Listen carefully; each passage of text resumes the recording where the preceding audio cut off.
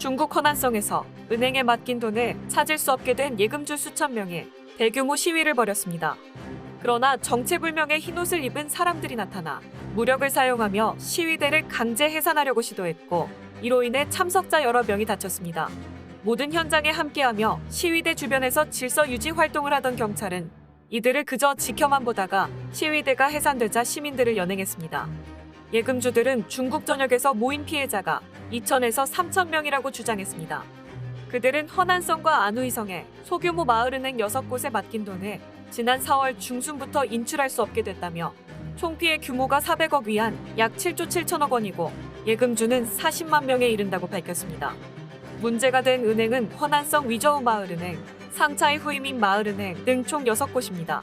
이들 은행은 지난 4월 18일 시스템 업그레이드를 명분으로 온라인 뱅킹 서비스를 중단했습니다.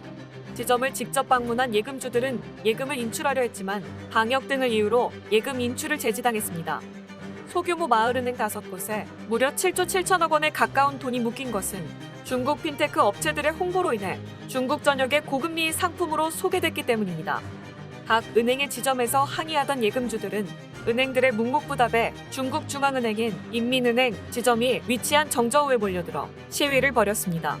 웨이보 등 각종 소셜미디어에 공유된 시위 현장 영상에는 흰옷을 입은 정체불명의 사람들이 나타나 시위하는 예금주들을 강제로 해산시키기 시작했습니다.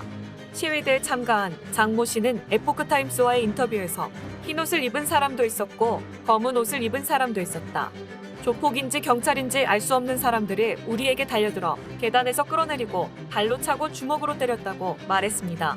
그리고 그는 눈이나 코를 맞아서 얼굴이 다친 사람도 있고 어린이, 노인, 장애인, 임산부까지도 다 폭행당하고 끌려갔다고 밝혔습니다. 시위에 참여한 예금주들은 근처에 대기하고 있던 버스 40여 대에 실려 여러 학교로 보내진 다음 경찰의 통제하에 조사를 받고 풀려났다고 합니다. 중국 당국은 이번 뱅크런과 관련해 뒤늦게 조사에 착수해 관련 용의자를 체포했다고 밝혔지만 구체적인 피해자 구제 계획은 아직 발표하지 않은 상황입니다. 중국 소셜미디어에는 강제 해산 영상이 올라오고 은행도 믿을 수 없게 됐다 등의 비난 여론이 거세지고 있습니다. 하지만 이런 영상과 사진들은 업로드 후 곧 강제로 삭제되고 관련 검색어와 댓글들도 통제되고 있습니다. 지금까지 에포크픽이었습니다.